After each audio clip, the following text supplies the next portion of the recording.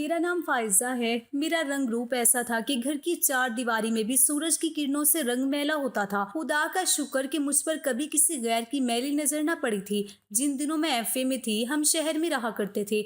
बुर्का नहीं पहनती थी, चादर ओढ़कर स्कूल जाया करती थी। हमारे घर का माहौल तंग नहीं था। सहेलियां घर आती और मैं भी कभी कभार उनके घर चली जाया करती थी। ज्यादा आज़ादी न थी, लेकिन सख्त पाबंदी और रोक टोक भी न थी। अलबत्ता लड़कियां अकेले बाजार नहीं जा सकती थी। वालिद मेरे स्कूल में टीचर थे और वालदा अपने घर में मोहल्ले की बच्चियों को कुरान पाक की तालीम दिया करती थी। चूंकि हमारा शहर बड़ा न था, लिहाजा गर्ल्स कॉलेज भी ज्यादा दूर न था। लिहाजा एफए के बाद मैं घर बैठ गई। पहली बार जिंदगी में घुटन महसूस हुई। अब्बा की मिन्नत समाजत करके आखिर मैंने प्राइवेट बीए कर लिया। चाहती थी कि मैं आगे पढ़ सकूं, लेकिन ना पढ़ सकी तो सोचा क्यों ना टीचर की जॉब ही कर लूं। लेकिन इस मामूली मुलाजमत के लिए भी किसी बड़ी सिफारिश की जरूरत थी। वालिद साहब से अपनी ख्वाहिश का इजहार किया तो उन्होंने चौधरी साहब से बात की। वो हमारे इलाके के बड़े जमींदार थे और उनकी हैसियत एक सरदार जैसी थी। बिलाशुबा उनका अमल दखल सियासत में था और यहाँ किसी मुलाजमत के लिए उनके पांव पर गिरना पड़ता था।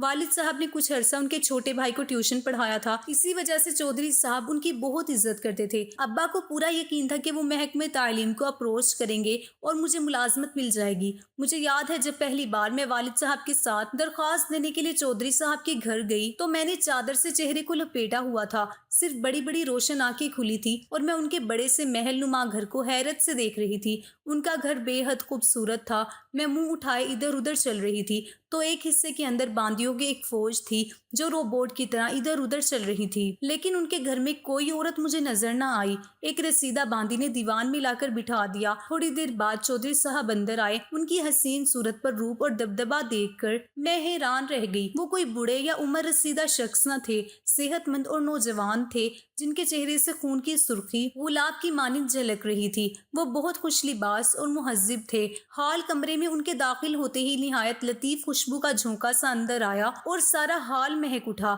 ये एक ऐसा रोमानवी माहौल था जिसने मुझे पहली सांस में ही उनका दीवाना बना दिया। मैंने चादर को चेहरे से नहीं सरकाया। मैं हैरत भरी आंखों से उस नौजवान को देखती रही जिनको यहाँ सब लोग चौधरी साहब कहते थे। उन्होंने सिर्फ एक बार गहरी निगाह मुझ पर डाली और वालिद साहब से मेरी नौकरी की दरख्वास्त ले ली। मैंने चेहरा अपना छुपाया हुआ था। दरखास्त लेने के बाद उन्होंने कहा, मास्टर साहब बेफिक्र रहें, आपकी बच्ची को मुलाजमत मिल जाएगी।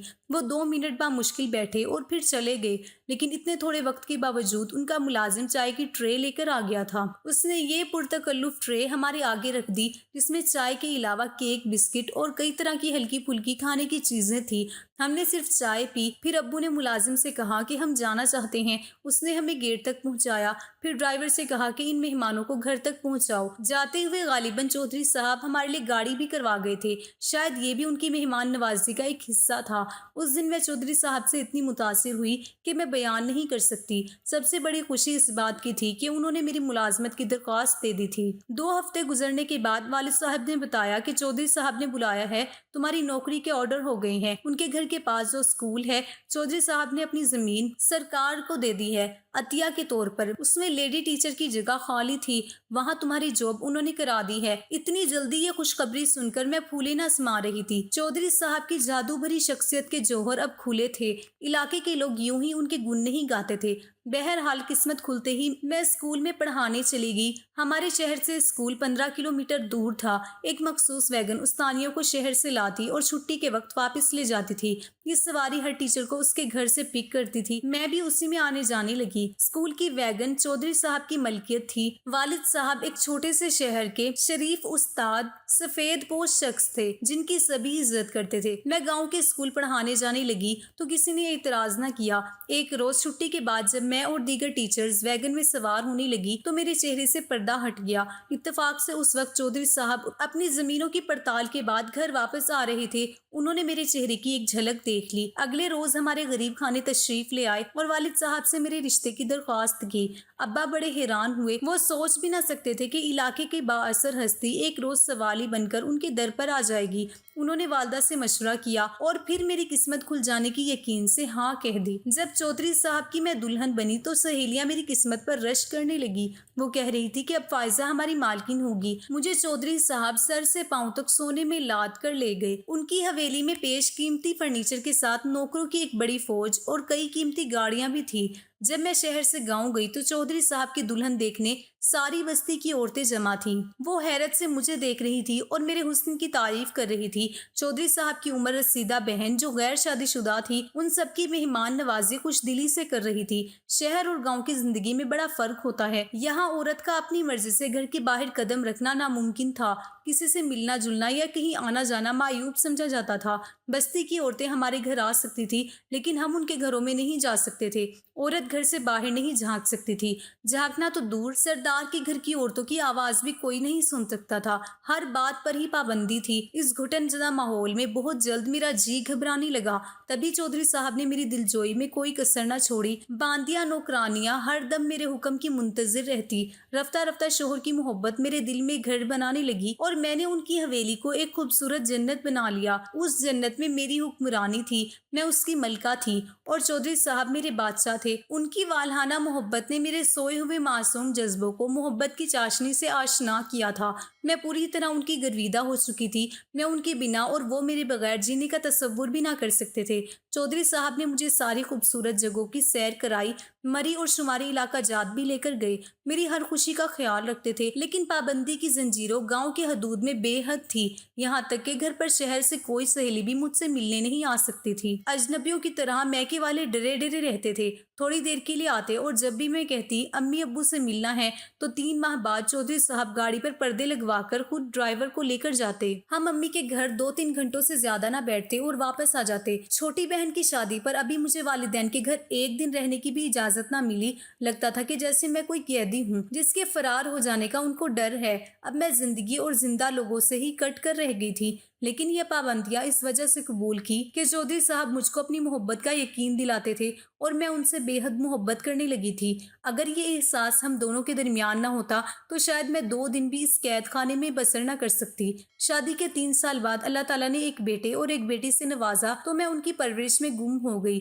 जब मेरी दूसरी बेटी पैदा हुई तो उसके बाद चौधरी साहब कुछ बेगाना से हो गए और अपना ज्यादा वक्त बाहर गुजारने लगे। मैंने महसूस किया मगर मैं चुप रही कि बच्चे छोटे हैं और मैं उनमें उलझी हुई थी। रफ्ता रफ्ता यह आलम हुआ कि मुझे एक शरीके जिंदगी का एहसास ही खत्म हो गया और मालिक और बांदी का सा रिश्ता हम दोनों के दरमियान बाकी रह गया। अब वो इस कदर मुझसे लाताल्लुक हो गए कि मैं किसी बात में बोल भी ना सकती थी। वो खुद मुख्तार थे जबकि मैं मजबूर थी। जब किसी तरह उनकी जात की ये गुत्थी मुझ पर ना सुलझ सकी तो एक पुराने नौकर से मिन्नत समाजत की। तब उसने मेरे बच्चों पर तरस खाकर बता दिया कि चौधरी साहब शहर की एक 9 उम्र लड़की के इश्क में गिरफ्तार हो गए हैं। उनको लेकर बड़े होटल में जाते हैं और शॉपिंग वगैरह करवाते हैं। कोई बात दिल को लग जाए तो फिर चैन कब आता है। एक रोज चौधरी साहब से मैंने पूछ ही लिया, सुना है अब दूसरी शादी कर रहे हैं। दिलेरी से जवाब दिया, तुम अपनी जगह हो, सलीके से बच्चे संभालती रहो, मेरे मामलात में दखल देने की कोई जरूरत नहीं। मर्द घर से बाहर हजार खेल खेल सकते हैं, औरत की क्या मजाल जो मर्द के बाहर की जिंदगी में दखल दे। तुम्हें मेरी बीवी बनकर रहना है तो आज के बाद इस बात को जुबान पर मत लाना। ये कहकर जब वो गए तो 5 दिन तक वो घर ना लौटे। अब सितम ये कि दूसरी शादी कर रहे थे और मैं कुछ कह भी ना सकती थी। चुपके चुपके रोने से काम ना था। कब तक घुट घुट कर मैं रोती। एक रोज हिम्मत करके कह दिया, चौधरी साहब अगर मैं आपके दिल से उतर गई हूँ तो मुझे मेरे वालिद के घर पहुँचा दें, फिर बेशक आप दूसरी शादी कर लें, शिकवाना होगा। उन्होंने तहम्मुल से मेरी बात सुन ली मगर कोई जवाब ना दिया। फिर चंद दिन बाद बोले, फायजा आजकल तुम बहुत ज्यादा उदास रहती हो, चलो तुमको घुमा फिरा कर लाता हूँ। गाड़ी पर शहर का चक्कर लगा कर आते हैं। काफी दिन बाद घर से बाहर ले जाने का कहा तो मैं खुश हो गई। सोचा इस घुटन से थोड़ी देर के लिए तो निजात मिल जाएगी। मैंने जल्दी जल्दी बच्चों को नहला धुला कर तैयार किया, फिर खुद भी तैयार हो गई और हम लोग शहर आ गए। जब वालिदैन का घर करीब आया तो कहने लगे कि क्या अम्मी अब्बू से मिलोगी, बहुत दिन से मैके नहीं आई। गाड़ी उनके दरवाजे पर रोक कर बोले, फायजा तुम जाकर अपने घर वालों से मिल लो, तब तक मैं बच्चों को पार्क की सैर करवा कर लाता हूँ। मैं उनकी चाल को बिल्कुल भी ना समझी। अम्मी से मिलने की खुशी में जल्दी से कार से उतरकर मैं घर के अंदर चली गई। सुबह से दोपहर और दोपहर से शाम हो गई। चौधरी साहब मुझे वापस लेने नहीं आए। मेरा सबसे बड़ा बेटा 7 वर्ष का था और बेटियां इससे छोटी थी। मैं बच्चों की याद में तड़पने लगी। रो रो कर मैंने अपना बुरा हाल कर लिया। जो जो वक्त गुजरता जाता था हालत गैर होती जाती थी। अम्मी अब्बू दिलासा देते कि बच्चे छोटे हैं, वो कहाँ जाएगा, आखिर किसी दिन खुद आकर तुम्हें जरूर ले जाएगा, सब्र करो। सब्र कैसे करती, कोई माँ बच्चों से दूर होने पर कहाँ तक सब्र कर सकती है। बिल आखिर अब्बा गाँव गए। मालूम हुआ कि चौधरी साहब की दूसरी शादी 2 रोज बाद है। वालिद साहब समझ गए कि फायजा को किस लिए घर से निकाला है, ताकि उसके रोने धोने से उनके रंग में भंग न पड़ जाए। वालिद साहब ने मुझे अंधेरे में रखा, मुनासिब ख्याल न किया और बता दिया कि चौधरी साहब दूसरी शादी कर रहे हैं। तुम्हारे बच्चे उसकी बहन के पास हैं। नई शादी की रंगरेलियां मना लेगा, फिर आकर तुम्हारी खबर लेगा। खामोश रहोगी तो साथ ले जाएगा। एहतजाज किया तो फिर उसकी मर्जी, जो फैसला करे। मैंने दिल में ठान ली कि खामोश न रहूंगी, एहतजाज जरूर करूंगी, क्योंकि इस घुटन ज़दा पाबंद जिंदगी को उसकी मोहब्बत की खातिर ही तो मैंने कबूल किया था। जब मोहब्बत का वो रिश्ता ही बाकी ना रहा तो फिर वहाँ रहना या जिंदा कब्र में दफन हो जाना एक सा था। 2 माह सख्त अजियत में गुजर रहे थे। एक रोज चौधरी साहब तशरीफ ले आए, लेकिन बच्चे साथ न थे। बच्चे क्यों नहीं लाए? मैंने बेताबी से सवाल किया। तुम चल रही हो बच्चों के पास, तुमको लेने आया हूँ। मेरे दूसरे घर में आपा के साथ रहना होगा तुम्हें। क्यों, क्या आपकी हवेली में मेरी सौतन का सामान सज गया है? हाँ, समझ लो ऐसा ही है। ये खुली तौहीन थी। एक बावफा ताबेदार बीवी और उसके बच्चों की मैं माँ थी। मैंने साफ कह दिया, जो मेरा घर है मैं उसी में रहूंगी जहाँ पहले रहती थी, और बच्चे भी मेरे साथ रहेंगे। वरना क्या? चौधरी साहब ने सुकून से सवाल किया। वरना मैं आपके साथ ना जाऊंगी। बस मेरे बच्चे यहाँ पहुँचा दीजिए। एक बार और सोच लो, ये एक बहुत बड़ा फैसला है। ऐसा ना हो अपनी जिद की वजह से हम सबसे तुम दूर हो जाओ। दूर तो मैं हो चुकी हूँ, अब कितनी दूरी और बाकी रह गई? ठीक है। उन्होंने कोई मिन्नत ना की, समझाने को एक लफ्ज भी ना कहा। वो चले गए और दोबारा नहीं आए। फिर मैं बच्चों के लिए तड़पने लगी, मगर उधर मेरी मौत के सन्नाटे जैसी खामोशी थी। जब किसी सूरत चैन ना मिला तो वालिद साहब ने मेरे चचा से मशवरा किया, जो शहर में रहते थे और एक वकील थे। उन्होंने कहा कि बच्चों के लिए कोर्ट में अपील करते हैं, ताकि वो बच्चों की माँ से दूर ना रखे। इतने छोटे बच्चे कानूनन माँ से दूर नहीं रखे जा सकते। अब्बा चचा की बातों में आ गए और कोर्ट से बच्चों की खातिर रुजू कर लिया। पहले पेपर्स चौधरी साहब को मिले थे कि उन्होंने तलाक मुझे भिजवा दी। यूं जल्दबाजी की वजह से हमारे सारे बंधन टूट चुके थे। अब मैं हाथ मलती थी कि काश ये कदम ना उठाती तो चौधरी साहब किसी दिन जरूर मुझे ले जाते। जब नई शादी का सरूर सर से उतरता तो मेरी अहमियत का एहसास जाग उठता। फिर मेरी अहमियत तो यकीनी थी कि मैं उनके बच्चों की माँ जो थी। जल्दबाजी में मगर मैंने अपना भरम खो दिया था। जानती ना थी कि यहाँ कानून सिर्फ किताबों में पाया जाता है। आम जिंदगी में औरत कब आसानी से अपने हक की जंग जीत सकती है। जब मुझे बच्चों की जुदाई में रो रो कर दोहरे पड़ने लगे तो चचा ने अदालत में बाकायदा चौधरी साहब पर बच्चों के उसूल की खातिर मेरी तरफ से केस तैयार कर दिया। मुकदमा चल रहा था कि एक रोज रिसाई इलाही से वालिद साहब को दिल का दौरा पड़ा और वो दुनिया से चल बसे। अब हमारी कफालत करने वाला भी कोई ना रहा था और केस हारने की एक यही बड़ी बुनियाद बनी। मेरा बेटा, जो कि 8 वर्ष का हो गया था और मेरी उम्मीदों का मरकज था, उसकी भोली सूरत मेरे लिए खुशियों का बायस थी। कैसे उसे भुलाती? वो रोज रोज से कयामत था। जब अदालत ने फैसला दिया कि चौधरी साहब भी अपने बेटे को रखने के हकदार हैं, फैसले में ये वजह बयान की गई कि इस बच्चे की माँ की कफालत करने वाला उसका बाप वफात पा चुका है और उस घराने में दूसरा कोई फर्द कमाने वाला नहीं है, और बच्चे की माँ तलाक याफ्ता है और वो मुलाजमत नहीं करती, जबकि बच्चों का बाप एक खुशहाल जमींदार और माशरे का बाइज्जत शहरी है। वो अपने बेटे की कफालत ना सिर्फ अच्छे तरीके से कर सकता है, बल्कि उसको अपनी उम्दा हैसियत के मुताबिक आला तालीमी इदारों में भी पढ़ा सकता है। बाप के पास बेटे का मुस्तकबिल महफूज है।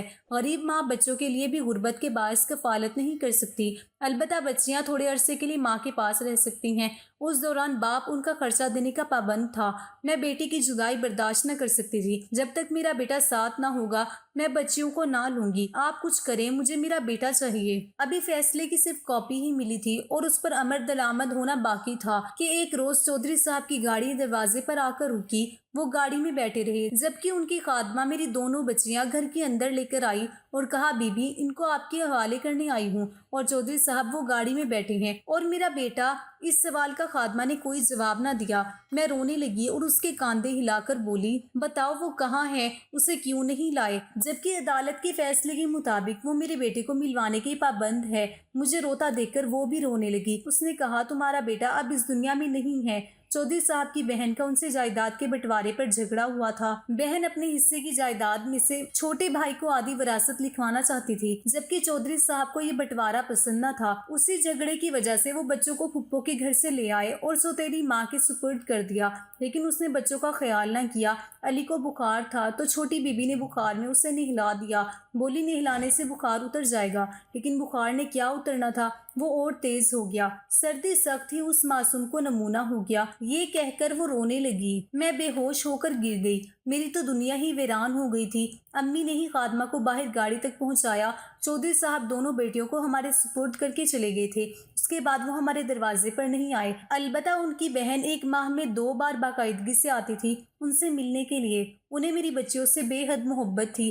آپ ہی کی زبانی پتہ چلا کہ چودھری صاحب کی دوسری بیوی کے دور اچھی نہیں تھے۔ وہ خاندانی بیوی کی مانند صبر و شکر اور تحمل کے اوصاف سے خالی تھی۔ میرے بچوں کے ساتھ اس کا رویہ بہت برا تھا۔ ان کا بالکل بھی خیال نہ رکھتی تھی۔ چودھری صاحب اس سے خفا رہنے لگے اور جب علی کی موت ہو گئی تو انہوں نے اسی کو ذمہ دار ٹھہرایا اور دوسری بیوی کو طلاق دے دی تھی۔ وہ پچھتاتے تھے کہ ناحق فائزہ کو گھر سے نکالا اور بچوں کو درد جدائی میں تڑپایا۔ میں بد نصیب آج بھی اپنے خالق سے فریاد کرتی تھی کہ میرا کیا قصور تھا۔ اپنے معصوم لگتے جگر کی آخری بار صورت بھی نہ دیکھ سکی۔ اس واقعے کے 1 سال بعد ہی چودھری صاحب نے تیسری شادی کر لی۔ یہ عورت ان کے اپنے خاندان میں سے تھی اور ان کی خالہ زاد تھی۔ لوگ اس کی بے حد تعریف کرتے تھے، کہتے تھے چودھری صاحب کی تیسری بیوی اصل میں وہ عورت ہے جو ان کے لیے بنی ہے۔ اس عورت کے منہ میں تو زبان بھی نہ تھی اور اس کا دل صبر و شکر اور تحمل کی دولت سے مالا مال ہے۔ خدا ایسی بیوی ہر معزز آدمی کو دے۔ بچیاں 12 سال کی عمر تک میرے پاس رہی، پھر چودھری صاحب ان کو لے گئے کیونکہ وہ قانوناً بس اتنی عمر تک ہی میرے ساتھ رہ سکتی تھی۔ میں نے بھی احتجاج نہ کیا کیونکہ امی سمجھاتی تھی بیٹیاں باپ کے پاس ہی محفوظ رہتی ہیں۔ زمانہ خراب ہے، جوان بچیوں کو پڑھانا لکھانا اور شادیاں کرنا ایک طلاق یافتہ عورت کے لیے بڑا مسئلہ ہوتا ہے۔ ہمارے گھر پر کسی مرد کا سائبان نہ تھا تو اچھے گھرانوں میں ان کی شادیاں کیسے ہوں گی؟ ان کو ماں سے محبت ہوگی تو شادی کے بعد یہ ضرور تم سے رابطہ رکھیں گی، ملنے آئیں گی۔ ماں نے ٹھیک کہا تھا۔ چودھری صاحب نے گھر پر ان کی پڑھائی کا انتظام کروایا اور میٹرک پرائیویٹ طور پر کروانے کے بعد اپنے رشتہ دار زمیندار گھرانوں میں ان کی شادی کر دی تھی۔ وہ آج اپنے گھروں میں خوش ہیں، بال بچوں والی ہیں، معاشرے میں معزز شوہروں کے باعث ان کا درجہ بلند اور اہم مقام ہے۔ مجھ سے ملنے آتی ہیں اور اکثر ساتھ بھی لے کر جاتی ہیں۔ بچیوں کے باپ کے پاس چلے جانے کے بعد چچا مجھے اور امی کو اپنے گھر لے گئے تھے۔ میری دوسری شادی کے کئی جتن کیے لیکن میں نے انکار کر دیا کیونکہ دوسری شادی کر کے اپنی بیٹیوں کو نہیں کھونا چاہتی تھی۔ اگر میں دوسری شادی کر لیتی تو یقیناً میری بیٹیاں مجھ سے رابطے ختم کر دیتی۔ وہ مجھ سے ملنے کو ترستی، ان کے شوہر انہیں مجھ سے ملانے کو نہ لاتے اور یہ مجھے اپنے گھر آنے کی اجازت دیتے۔ میں نے بیٹیوں سے تعلق قائم رکھنے کی خاطر یہ قربانی دی تھی اور مجھے اس قربانی پر کوئی دکھ نہیں۔ امی کی وفات کے بعد میری بچیوں نے مجھے تنہا نہیں چھوڑا، وہ مجھے اپنے گھر لے آئی ہیں۔ میری یہ دونوں بیٹیاں اپنے چچے کی بہویں ہیں۔ دونوں کی شادی ایک ہی گھر میں ہوئی ہے، یعنی آپس میں یہ جٹھانی دیورانی کے رشتے میں بندھی ہوئی ہیں۔ ان کے سسر یعنی کہ میرے سابقہ دیور میری بہت عزت کرتے تھے۔ ان کی بیوی وفات پا چکی تھی۔ مجھے اپنی بیٹیوں کے پاس آئے ہوئے کچھ ہی دن گزرے تھے کہ میرے دیور نے مجھ سے شادی کرنے کی خواہش ظاہر کر دی۔ میں نے فوراً انکار کر دیا اور کہا اس عمر میں اپنی بچیوں کو یہ غم نہیں دے سکتی، میں کبھی بھی آپ سے شادی نہ کروں گی۔ لیکن پھر میری بچیوں اور میرے دامادوں نے مجھے سمجھایا اور کہنے لگے امی جان آپ کب تک اکیلی زندگی بسر کریں گی؟ زندگی گزارنے کے لیے اچھے جیون ساتھی کی اشد ضرورت ہوتی ہے۔ خدارا مجیب انکل کا رشتہ منظور کر لیجئے، ہمیں اس کا کوئی دکھ نہ ہوگا بلکہ ہم بے حد خوش ہوں گے۔ آخر کار بچوں کے اصرار پر میں نے چودھری مجیب سے نکاح ثانی کر لیا۔ چودھری مجیب ایک بہت اچھے جیون ساتھی ثابت ہوئے۔ بڑے چودھری کی طرح کبھی بھی انہوں نے مجھ پر بیجا پابندیاں اور روک ٹوک نہ لگائی۔ آج میں پھر سہاگن ہوں اور اپنی بیٹیوں کی ماں کے علاوہ میں ان کی ساس بھی ہوں۔ اللہ کا لاکھ لاکھ شکر ہے کہ میری بچیاں میری آنکھوں کے سامنے ہیں۔ میں نے کافی صبر کیا اور اب اللہ نے مجھے اس صبر کا بہت میٹھا پھل دیا۔ بڑے چودھری کی حویلی ان کے گھر سے کچھ ہی دوری پر ہے مگر میں کبھی ادھر نہیں جاتی۔ بڑے چودھری یعنی کہ میرے سابقہ شوہر جب ادھر آتے ہیں تو وہ اپنی بیٹیوں اور بھائی سے مل کر چلے جاتے ہیں۔ میں تو مکان کے پچھلے حصے میں چلی جاتی ہوں۔ میں کبھی بھی ان کے سامنے نہ آئی کیونکہ میں نہیں چاہتی کہ چودھری مجیب کے دل میں میرے لیے کبھی کوئی شک پیدا ہو۔ مجھے اپنی جنت بہت پیاری ہے اور میں اپنی جنت میں بے حد خوش ہوں۔ عمر کے اس حصے میں اللہ نے مجھ پر خوشیوں کے در دوبارہ کھول دیے اور میں ہر دم اللہ تعالیٰ کا لاکھ لاکھ شکر ادا کرتی ہوں۔